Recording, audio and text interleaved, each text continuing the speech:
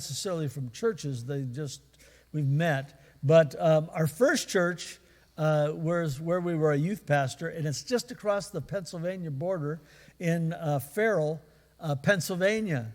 And they were our youth. That was our first youth ministry. And if you are watching from Farrell, or you were from Farrell when we were there, we welcome you. Thank you so much for watching.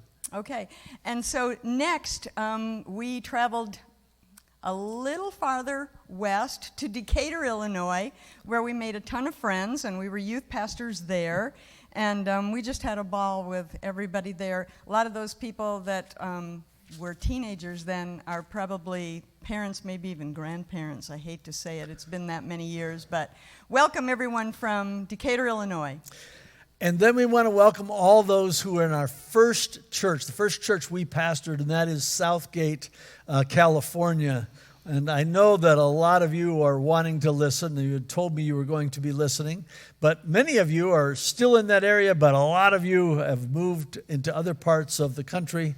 We're certainly happy if you're watching tonight. We had some amazing memories with that first church because we were just in our 20s and in Southern California in the heart of LA. So it was an amazing, wonderful, fun time.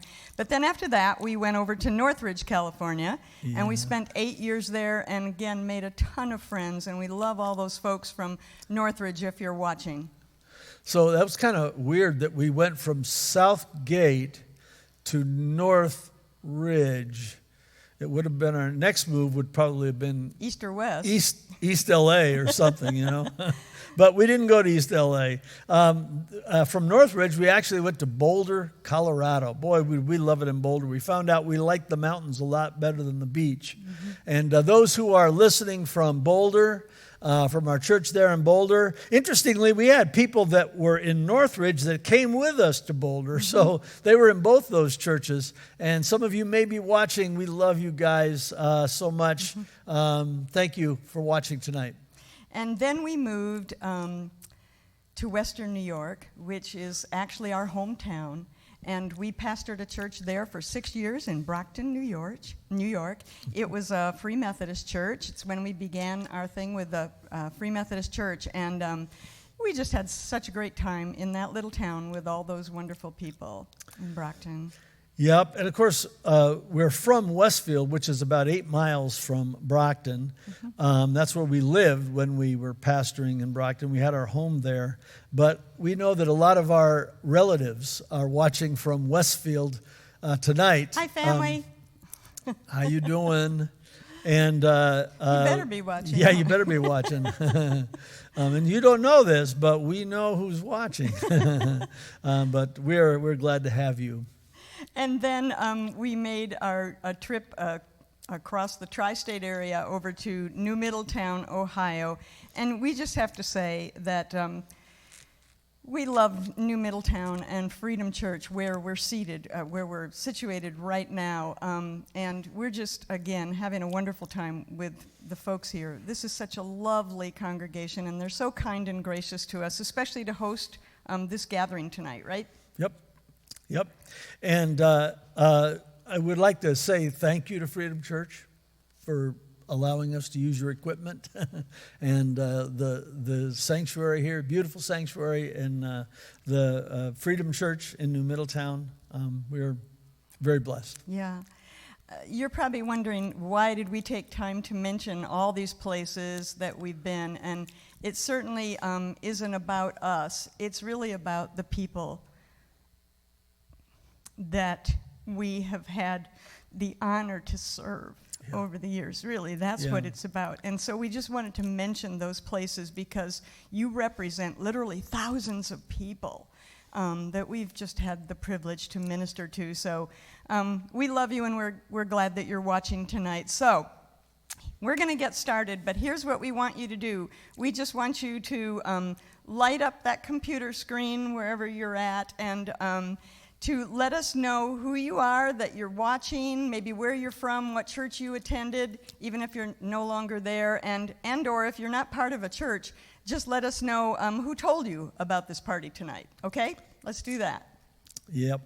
So we have a ton of prizes that we are going to be giving away tonight. And Ryan, would you bring them all over here? Bring one of the bundles and those two books, and so I can kind of show them to everybody here. We have first of all, we have 2 of these 5-book bundles that we're going to give away, and I'm going to sign them. Let me know if you win. If you don't want me to sign them, I won't sign them. But nonetheless, we're going to give a 5-book bundle away. We are also going to give a signed copy of a companion book that goes along with Murder in the Church called I Do You, it has to do with marriage. That's why we say, I do, do you? And that's kind of how it works. We're also giving away a signed hardback copy of Murder in the Church. Are you ready for this? With my signature and also Carmen's signature, who has written a foreword for this. Gospel music icon Carmen is going to, you're going to also get a book. We're going to give that away as a prize as well. And we are going to give away a $100 gift card for Outback. And I think that probably Outback is just about everywhere. So we're hoping that nobody gets that and is not able to use it. If you're not, send it back. We'll find a way to use it ourselves. When the restaurant's open, right? Yes, when the restaurant's open. So yes. Here's how you can win a prize tonight that we'll put in the mail to you. We'll ship to you. But here's how you win a prize. Just simply, right now, as you're watching, just simply share this live stream with all of your friends on Facebook. That's all you have to do, share it. And if you want to comment, that's okay.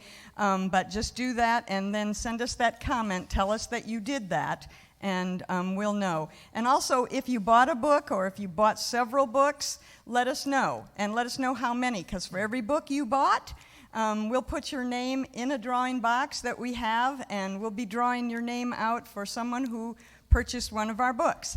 And also, over the last, actually, few months, we've been posting information about this live stream and about the publishing of Murder in the Church, and we've been just sending out all kinds of different things on Facebook. And if you did any sharing during that time, let us know. I was one of those that shared. Actually, we've kind of kept track of those. We have? Okay. Yeah, okay, good. And well, we've already got their names in a box over okay, there. good. So yes. You're all set and ready to go. So in just a moment, we're going to start drawing those names. Okay, good. All right. And if you have any questions, you can always ask it, because we have a couple of friends over here that are taking care of all your comments, and they can answer your questions. So can I reiterate Sure. what you said briefly? Number one, if you will share this live stream with your Facebook friends, not just one or two, but your whole Facebook list. And number two, if you have bought a book or more than one, then you will just let us know, light up the screen with your name and how many books you bought, and we will enter your name for every book that you bought. So we're going to trust you tonight. Tell us the truth on that, okay? And also, if you haven't bought a book yet, but you go to Amazon while this live stream is going on, and you buy a book on Amazon, then send us a note saying, I just bought a book. We'll put your name in for one of the prizes. Right. Okay? Good. Okay, I think we covered all of that. So what we want to do to begin is we would like to show you Murder in the Church's book trailer. And so we're going to watch that. It's just a few seconds long. Some of you have already seen it. But if not, here it is. Here's our book trailer. Let's watch.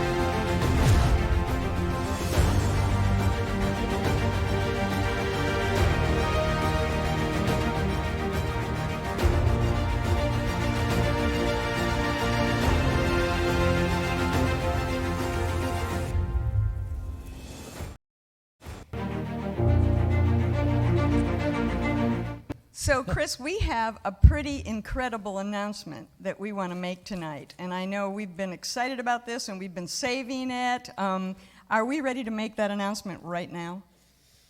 No, I don't think so. A little later. You want to wait and just keep the suspense but going? It is pretty amazing. It's big. It's really big. Okay. Yeah. All right, well, then tell us a little bit about how you happened to write Murder in the Church. Okay, well, when the incident actually was over, I had an idea to write the book to kind of help the people that went through the pain of the experience to be able to cope with their grief. And my thought was maybe we can write a book and we can help people with some of the things that we've learned through it. I even took interviews with the people in the story. In fact, I still have those cassette tapes. It was a while ago, so they had cassette tapes back then. And finally, they didn't want to have anything to do with writing a book. In fact, a person came in and said, listen, we don't want to have anything to do with writing a book. They said, but listen, if you want to write it, go ahead, just change the names.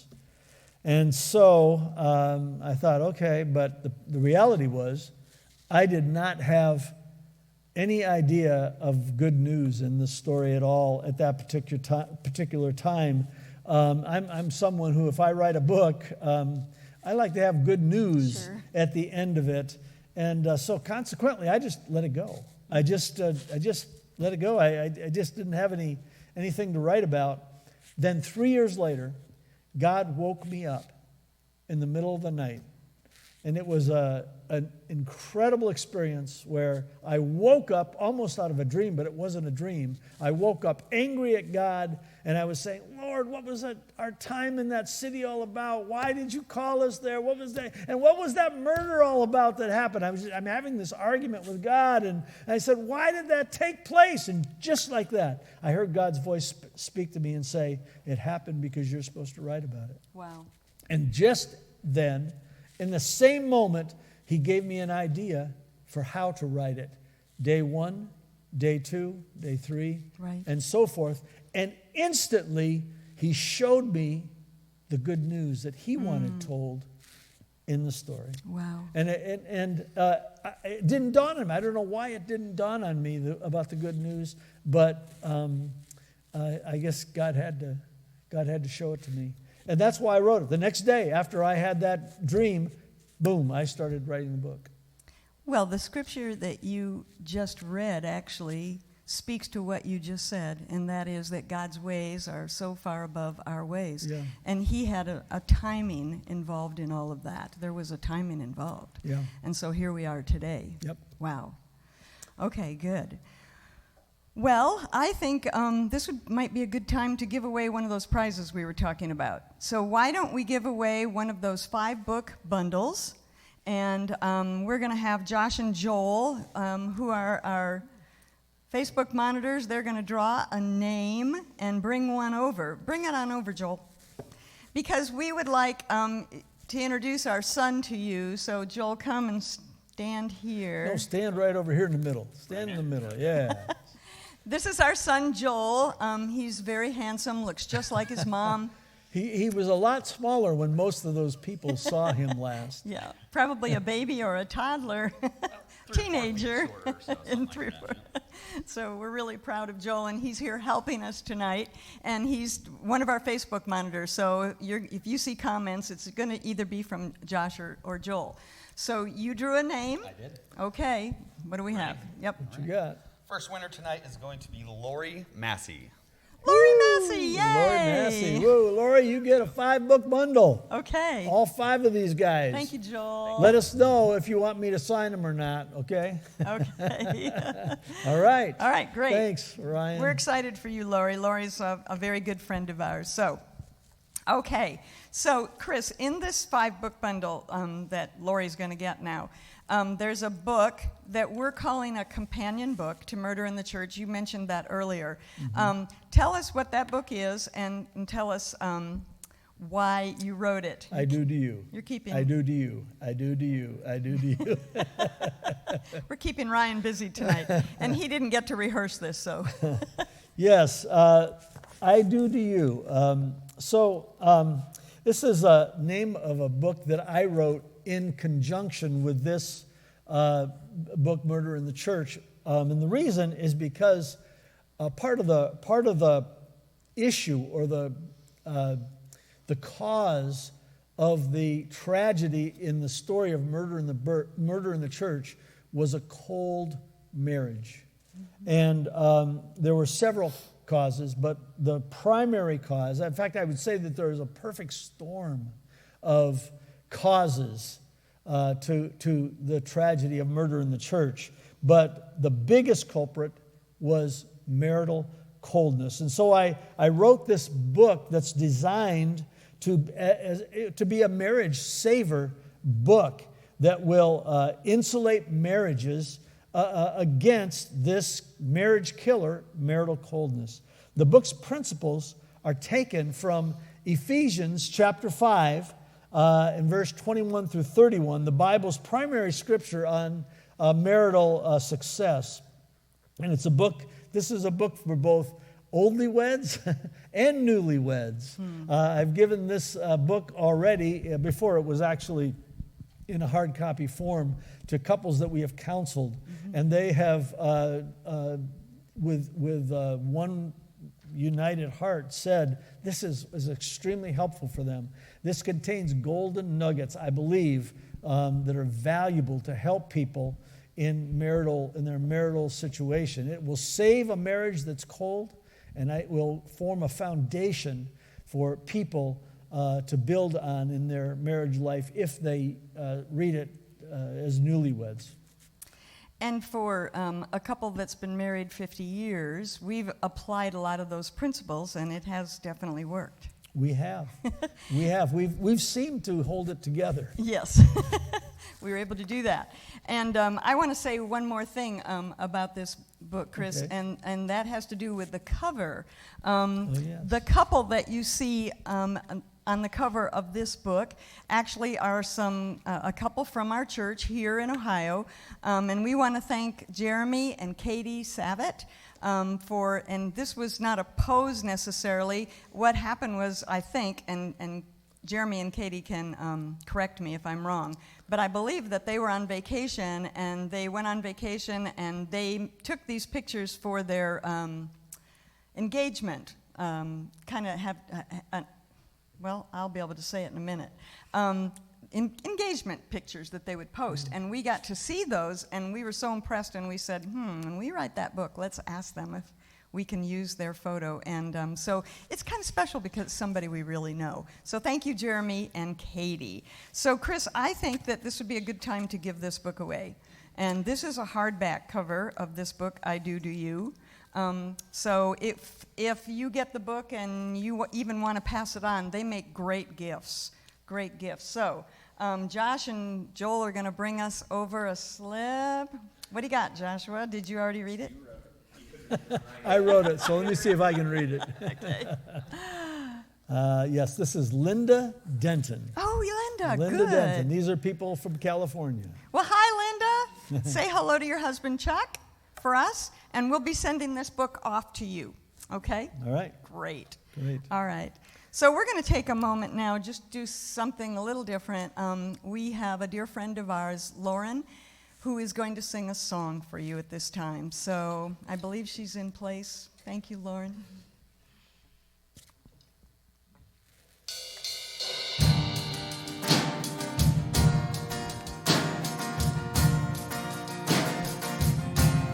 You're faithful through the ages.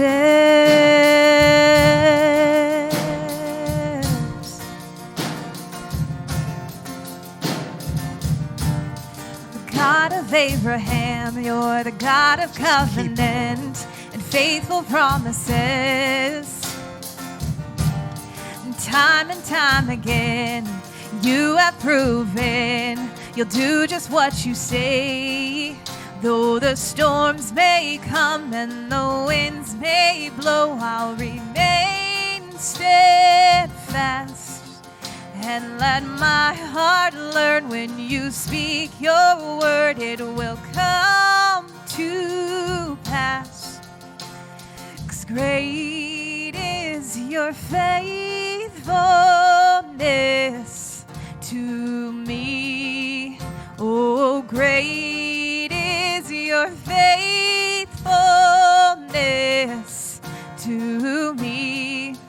From the rising sun to the setting same, I will praise your name. 'Cause great is your faithfulness to me. Oh,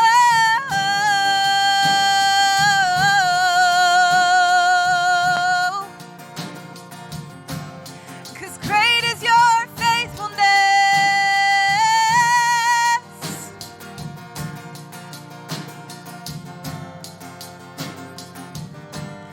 The God from age to age, though the earth may pass away, you remain the same. Your history can prove there's nothing you can do. You're faithful and you're true. Though the storms may come and the winds may blow, I'll remain steadfast. And let my heart learn when you speak your word, it will come to pass. 'Cause great is your faithfulness to me.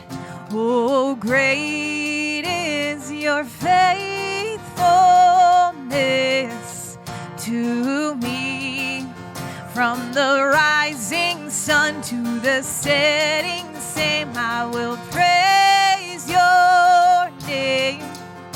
Oh, great is your faithfulness to me.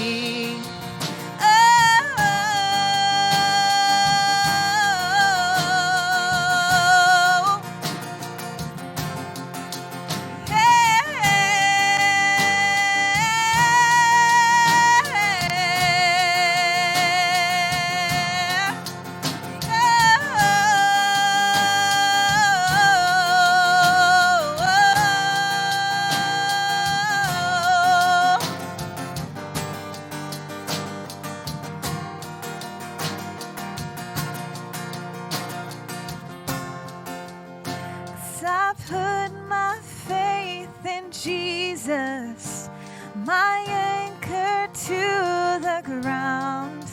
He's my hope and firm foundation. He'll never let me down. 'Cause I put my faith in Jesus, my anchor to the ground. He's my hope and firm foundation. He'll never let me down. 'Cause I put my faith in Jesus, my anchor to the ground. He's my hope and firm foundation. He'll never let me down. 'Cause I put my faith in Jesus, my anchor to the ground. He's my hope and firm foundation. He'll never let me down. 'Cause great is your faithfulness to me. Oh, great is your faithfulness to me. From the rising sun to the setting same, I will praise your name. Oh, great is your faithfulness to me. Yes, great is your faithfulness to me. From the rising sun to the setting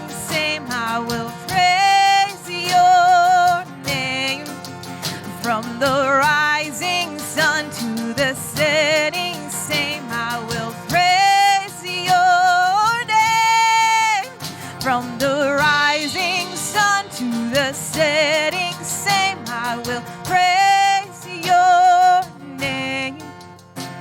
'Cause great is your faithfulness to me.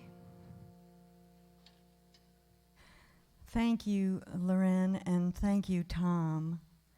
Wow, I think that we can say, Chris, confidently that God is faithful, and He has definitely been faithful to us all these years. Absolutely. Yeah. Absolutely.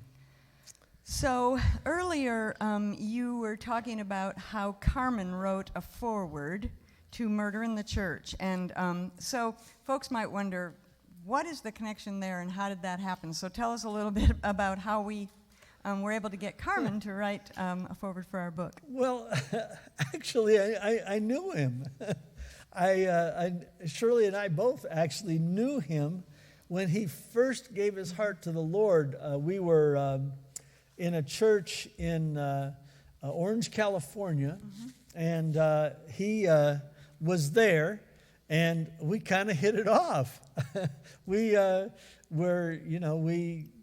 would come over to our house and play some of his songs for us. He'd run them by us. When he was still a nobody. Yeah. And of course, so were we. Yeah, well, we still are. But he would come and run those songs by us, and we'd say, "Nah, Carmen, I don't think that'll ever fly. You probably shouldn't." And then, of course, he took those songs and became world famous. Yeah, so it goes to show you how much we know about that. Yeah. But you also had kind of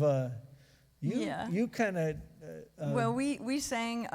Sometimes he would open up for a concert in the early days, and he wasn't the main event, but he was an opener. Mm-hmm. And so he had me, this is funny, but I was like the backup singer, and I would do harmonies, and I could actually sing back then too. It was amazing.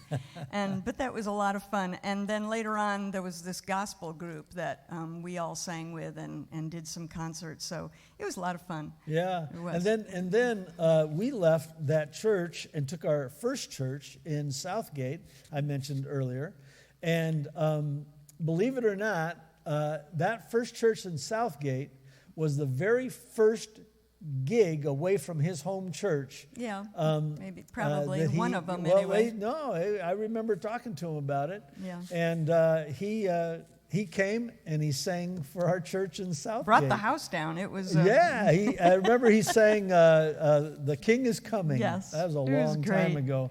But Carmen, for those of you who don't know about Carmen became, right after that, he toured with the Gaithers for a while, and then he just exploded on the Christian scene.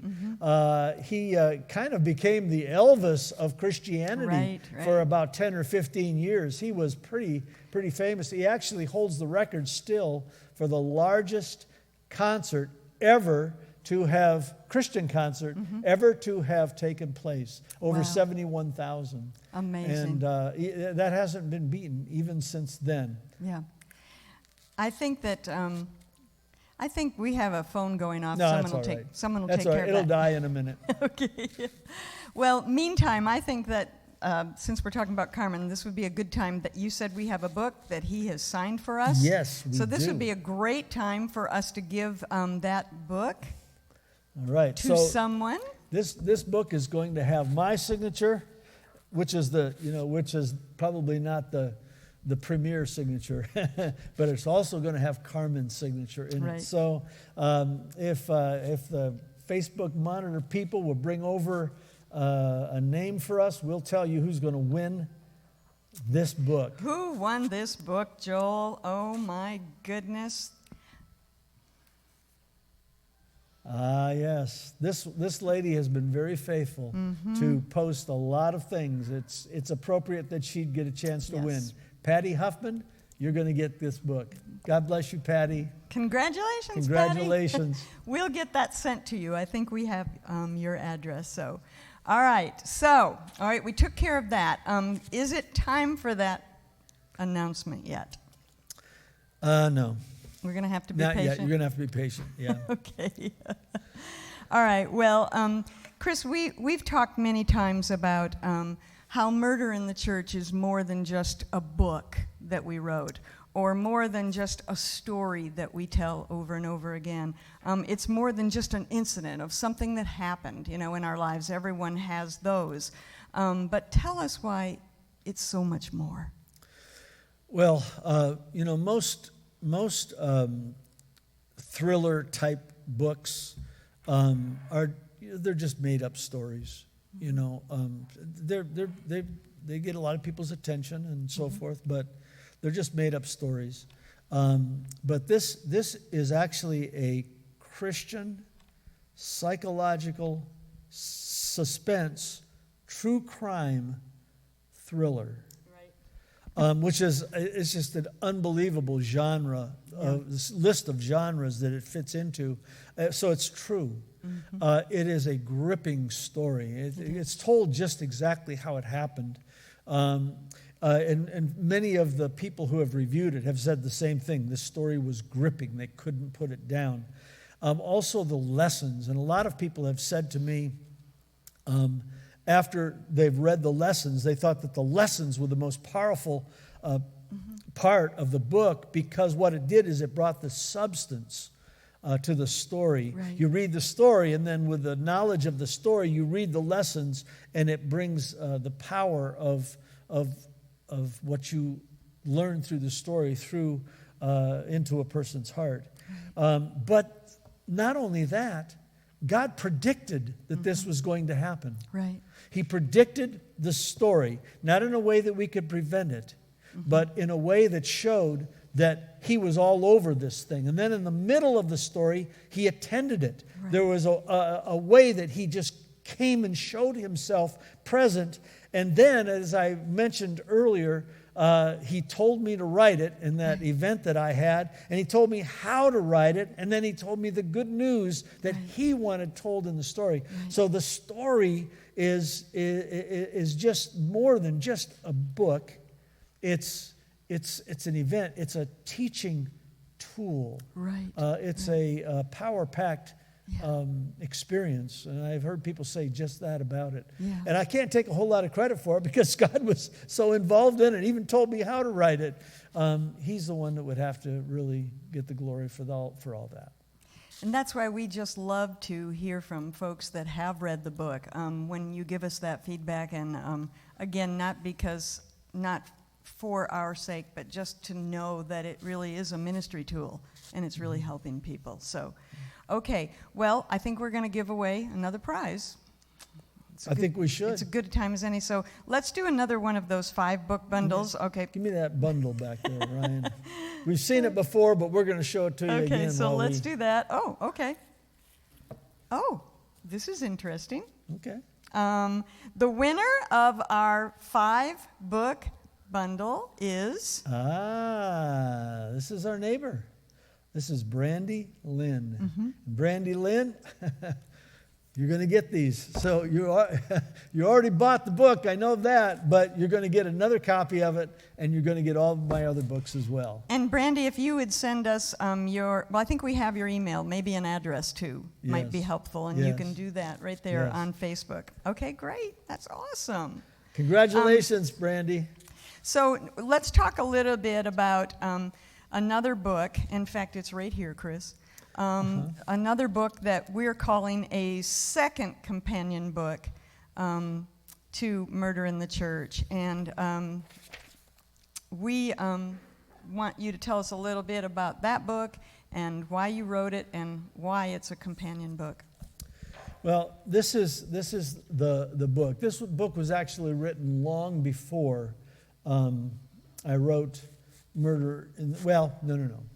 That's not true. I wrote Murder in the Church, the first edition, a long time before this. And I knew at a certain point that I was going to have to write this story too. This is called Once Broken. Mm-hmm. A little thing comes out of it. As much as the primary cause of murder in the church was a cold marriage,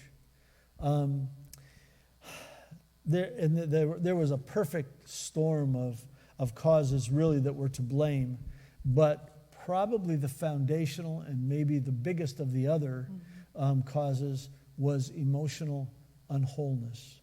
And the primary character in the story, it began with a poor upbringing with that person.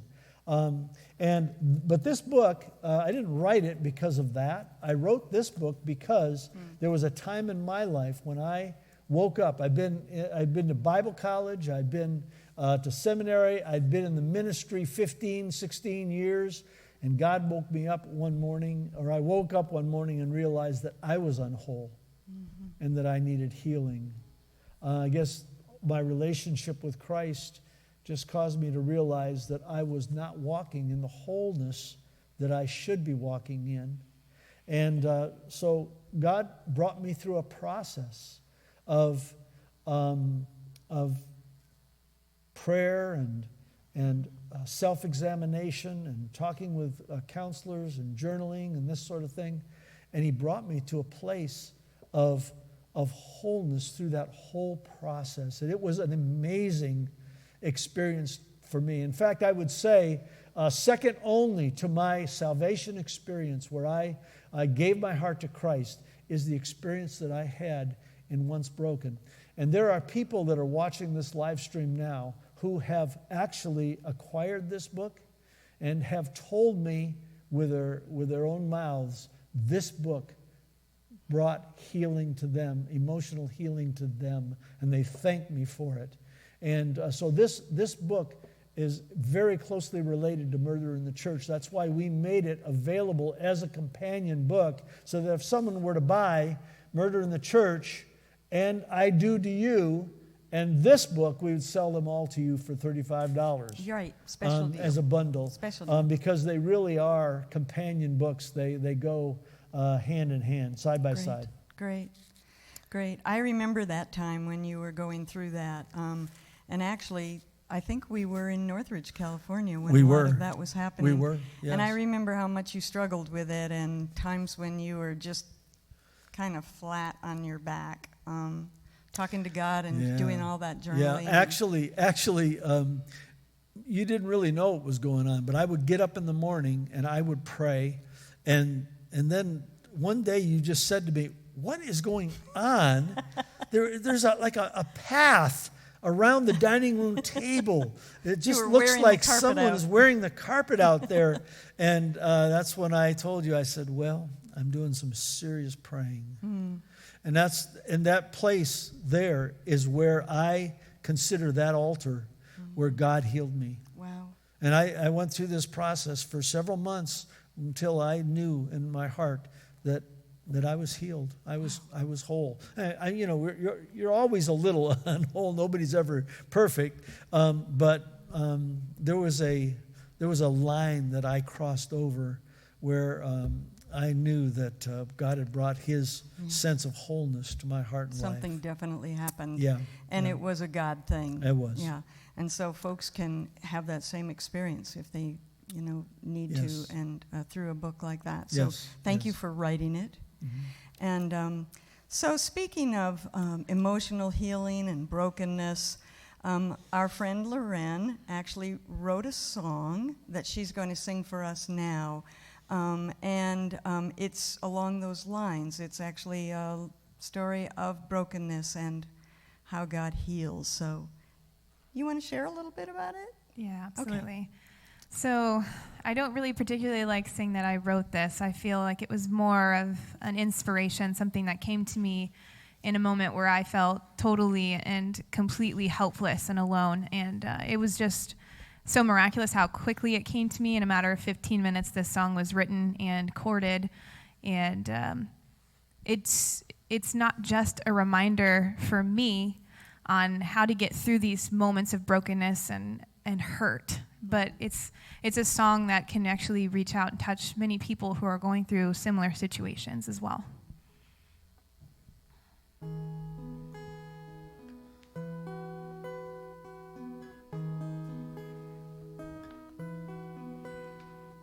Hand over hand, I crawl up this rock, Sometimes I'm moving and sometimes I'm not. I shudder in place, stuck in the same old spot. Gripping the wall, being pelted by rocks. I'm halfway up when I fall back down. I've got more scars than I can count. Still I can't quit, no I can't give up, 'cause the life he's got for me is more than enough. I've gotta keep moving, I just don't know how. I'm tired and thirsty, there are rocks all around. Sometimes I think, why would you lead me here? Why would you have me climb when the path is clear? And then I remember what you said in your word, that life's not easy, but still you are here. He's never left, he's never strayed, he's never cowered from the pain. My hands may be hurt, beaten black and blue, but his were pierced wholly through and through. And when I get to the top, no, I'm not there yet. I'll see all of the times and all of the steps where Jesus brought me through, where he held my hand. He revealed another part of his plan. He braced for my fall and he took all my shame. He bore the rocks and the biting pain. He did that for me, the one he calls his friend. And it's something he'd do all over again, 'cause his love is deep, oh, his love is wide. He'd bear the rocks, he'd bear the tide. Whatever the storm that you're going through, remember just one thing. In everything, Jesus still loves you. 'Cause Jesus brought me through, he held my hand, he revealed another part of his plan. He braced for my fall and he took all my shame. He bore the rocks and the biting pain. He did that for me, the one he calls his friend. And it's something he'd do all over again, 'cause his love is deep, oh, his love is wide. He'd bear the rocks, he'd bear the tide. His love is deep, his love is wide. He'd bear the rocks and he'd bear the tide. His love is deep, oh, his love is wide. He'd bear the rocks, he'd bear the tide.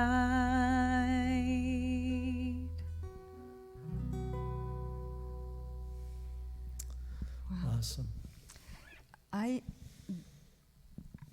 You and I have notes here that we're working with. Not that anybody could tell that, but but I just feel like we have to stop right now and take hands and just pray for, because I can't help but be moved when I think about the emotional healing that God has done in so many of our lives. And there could be someone watching right now that is in a place of brokenness. And I think that we would be making a big mistake if we just didn't stop and pray. So may I do that? You may. Okay.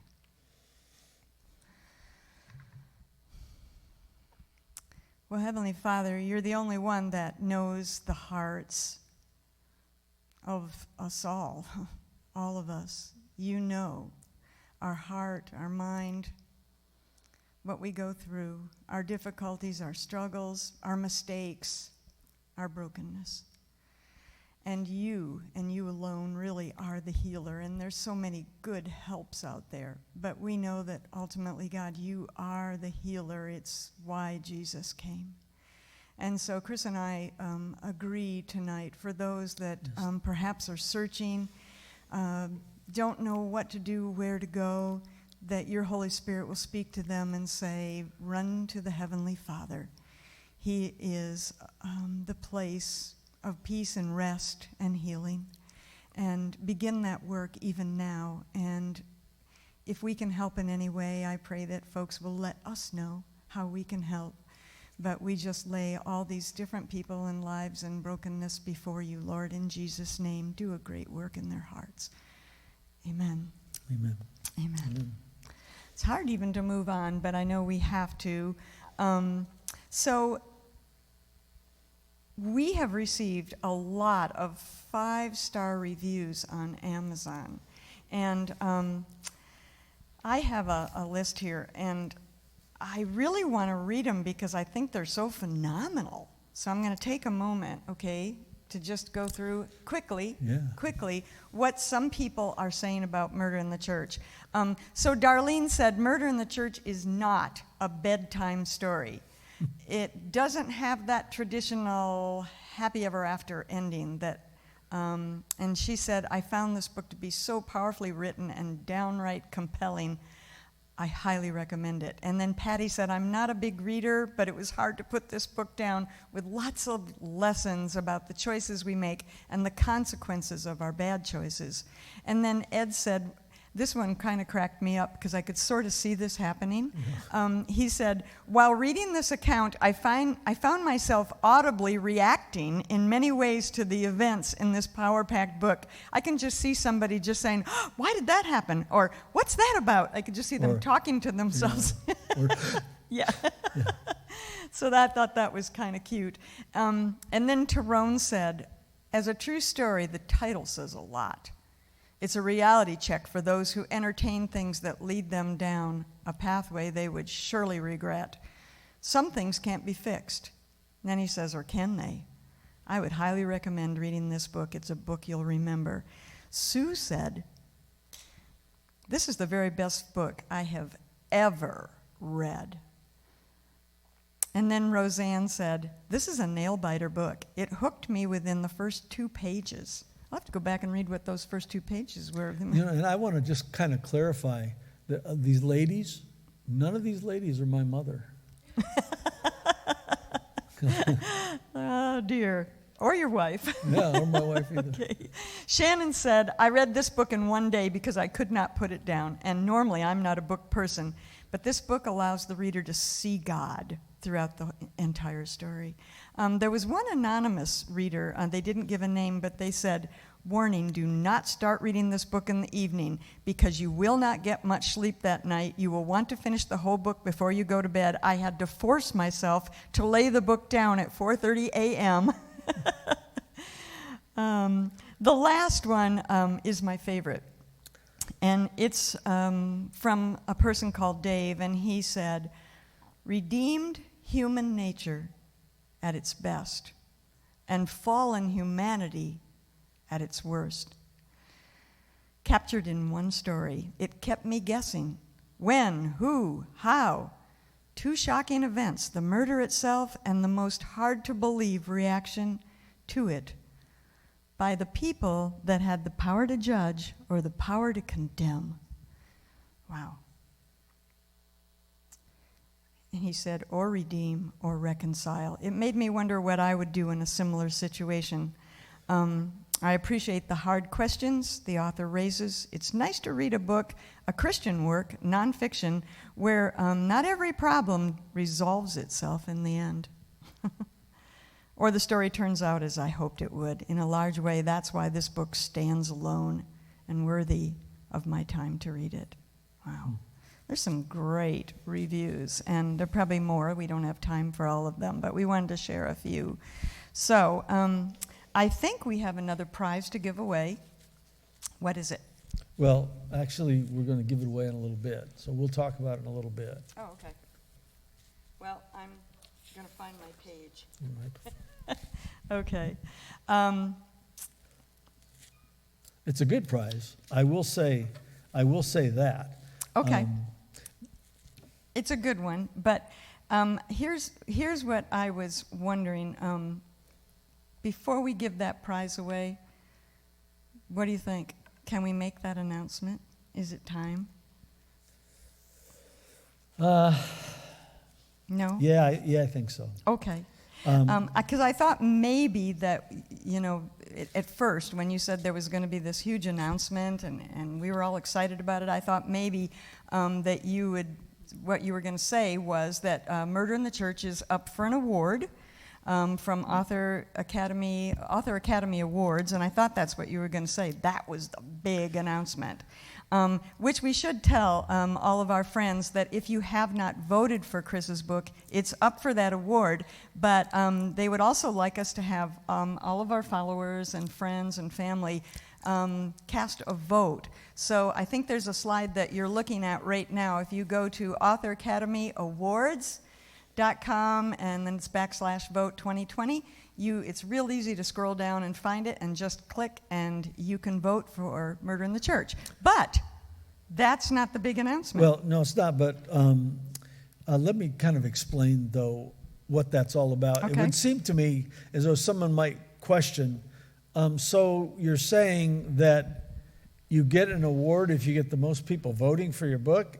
And that's not exactly quite right, but this organization that is offering this award, they put great value on authors having a following. Right, sure. And so what they want to do is they want to at least give a portion of how they judge the book for how good of a following an author has. Sure. And so that's why we're trying to get the word out to as many people as we can to go and vote for it. Great. Well, hopefully everyone will. Yeah. Okay. Yeah. And you can only vote once, so otherwise I probably would have voted a couple more times, but fair is fair. Okay. All right. What is that amazing announcement? Okay.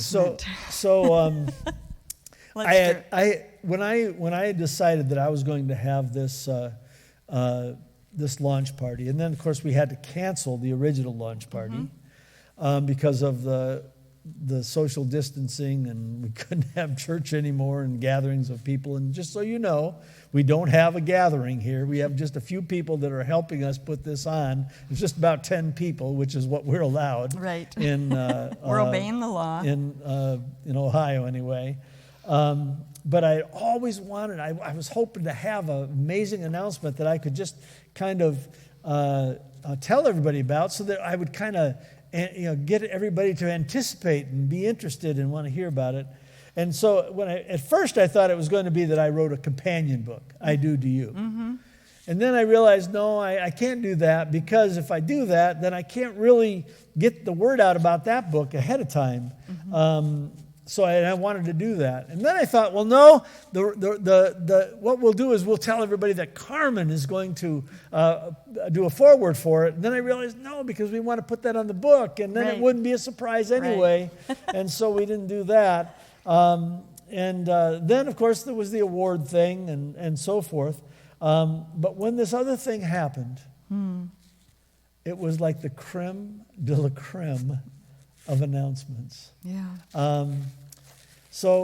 And I already know what it is, by the way. Yeah, you do.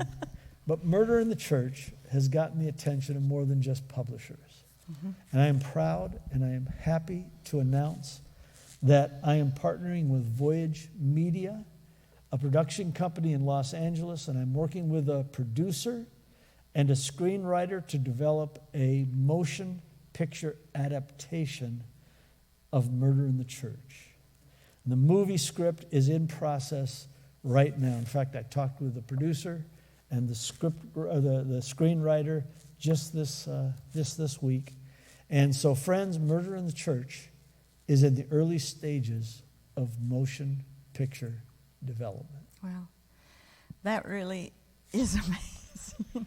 Is that amazing? And we are really excited about it. 'Cause the whole thing is, again, so that the word gets out. Yeah. We just want people to hear this story and be healed and be helped.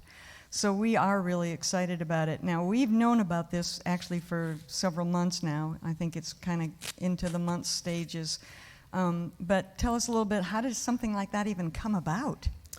Well, there was a radio host that interviewed me, actually the first edition, when the first edition came out in 2012, and he was profoundly impacted by the story, and not just the story, but also one of the lessons, because one of the lessons had to do with his life and his marriage. Right. And he said it literally changed his marriage and his perspective on his responsibility as a husband. And by the time he had me, he said it's already made a miraculous difference in my marriage. He took me out to lunch afterwards, wanted to pay for my lunch. Yeah. And he said, I want to talk to you about this. So I did. And he made this statement. He said, more than any other book that I have recommended, I recommend that you read Murder in the Church, because this story needs to be told. Yeah. Now, I've have other people say that to me too, but when he said it, it just kind of like grabbed me. And then in the last year, it dawned on me, I'm supposed to do something with that. And so, I began to kind of investigate what the possibility of this. And so I was able to connect with Voyage Media. They got the story, and they were just blown away by the story, blown away. And at one point, while I was working with them, and we were looking for to locate a screenwriter and a producer, he said, I want you to know that right now we have a lot of stories that have come to us, and people would like to try and bring them to the screen. He said, but right now, this story we feel is the most promising story that we have. Yeah. Because of just the power of the story. And it will be different than any other Christian nonfiction. Yeah, and let me also say that we kind of found a screenwriter, and it didn't quite work out. He just wasn't quite right, and I told them, I said, you know what, I'd rather not do it at all. And so they worked, and they found a Christian screenwriter and a producer of faith-based films. Right. And I met with them just recently, and we're all just jazzed. We're just jazzed. And so we're moving forward with this, and I'm just excited to see what's going to happen. So God just has a plan, and we're just trying to be faithful to it. It certainly has kept us busy. Yeah. It really has. But I know this man right here, if God puts something on his heart, I'm in trouble. It obligates you to a lot, doesn't it? I'm in trouble. But it's really been an amazing life. And so this is kind of like, maybe this is our big last hurrah, I don't know. But would you help us pray about that if this is really to come to pass, because this is just in the beginning stages. Yeah. And we're actually going to need to, at some point, get people who will help with the finances of this and so on and so forth. So just help us pray. We don't have to about get that. We don't have to get that. Voyage Media is in charge of that. But they will be looking for people who will support it The financially. reality is that that if all movies, they need to find investors for. Right. Investors invest in the movie, Right. and then if the movie goes big, well, they always get their money back. But if the movie goes big, then it becomes a make more huge money. investment for them. And so that's what they're looking for, is they're looking for people that are willing to invest in the story. Wow, I'm so excited about that. Okay. Well, we're just about done, right? We saved that big announcement for last. So we're just about done, but we have one more prize, and it's right there, that envelope in your hand. That is the gift certificate for Outback. Yes. That we want to give to someone. So let's do that before we're done. So let's draw a name and see who gets to go out to dinner on Chris and Shirley. Joel's smiling. Is it me? Did I get it? Oh, that'd be. This is great. Who is this? I know. I'm playing with it. Marie Houston. That's awesome. I know Marie She actually told us that she bought, about 15 books, so she probably... Yeah, she bought several books to distribute to her, to people at her work. That's great. Great. Thank you for doing that, Marie, and there's a blessing for you. So, all right, Chris. Well, I think we're just about done. I know you want to say a few more words, and then I think we have a song. Yes. So I do want to say thank you for taking part in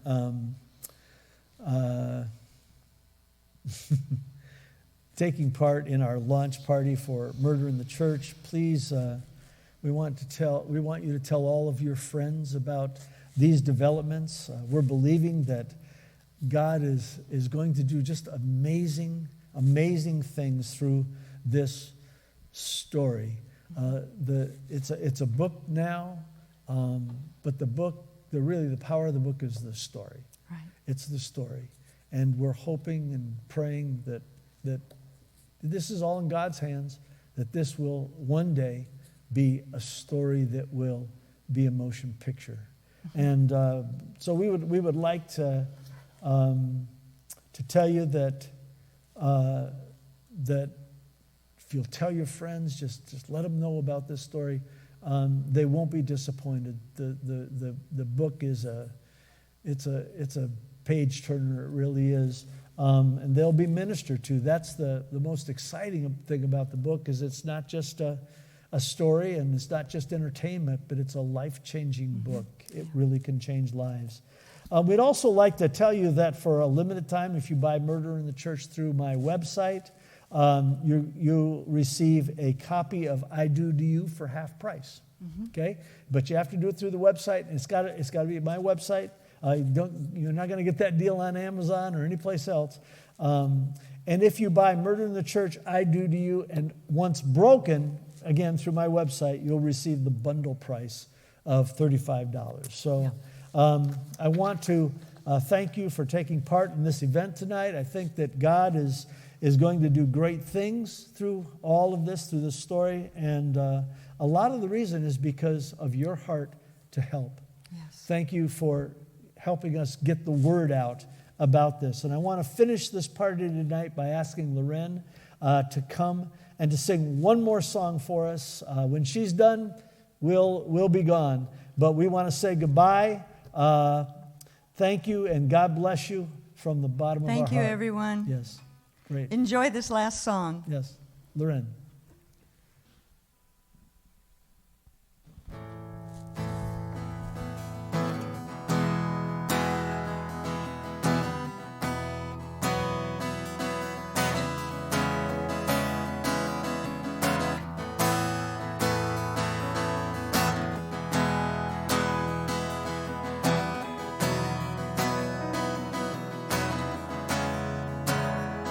You are here, moving in our midst. I worship you, I worship you. You are here, rearranging destinies. I worship you, I worship you. You are here, turning lives around. I worship you, I worship you. You are here, working miracles. I worship you, I worship you. Waymaker, miracle worker, promise keeper, light in the darkness, my God, that is who you are. Waymaker, miracle worker, promise keeper, light in the darkness, my God, that is who you are. That is who you are. That is who you are. That is who you are. That is who you are. You are here, touching every heart. I worship you. I worship you.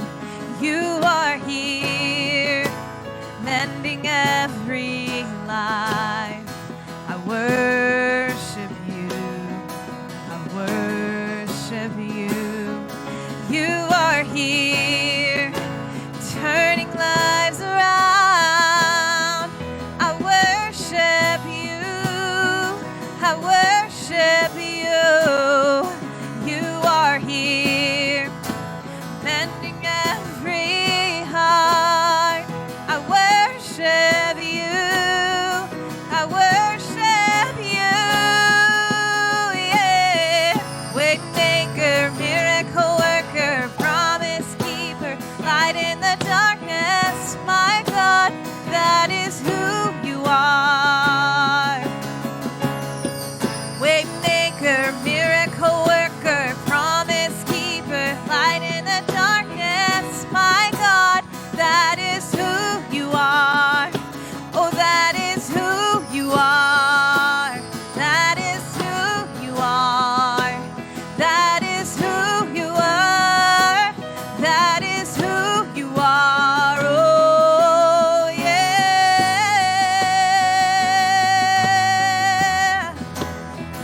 It's who you are. It's who you are. 'Cause even when I don't see it, you're working. Even when I don't feel it, you're working. You never stop working. Never stop working. Even when I don't see it, you're working. Even when I don't feel it, you're working. You never stop working. Never stop working. 'Cause even when I don't see it, you're working. Even when I don't feel it, you're working. You never stop working. You never stop working. 'Cause even when I don't see it, you're working. Even when I don't feel it, you're working. You never stop working. Never stop. Waymaker, miracle worker, promise keeper, light in the darkness. My God, that is who you are. Waymaker, miracle worker, promise keeper, light in the darkness. My God, that is who you are. Oh, yeah. Waymaker, miracle worker, promise keeper, light in the darkness. My God, that is who you are. Waymaker, miracle worker, promise keeper, light in the darkness. My God, that is who you are. Waymaker, miracle worker, promise keeper, light in the darkness. My God, that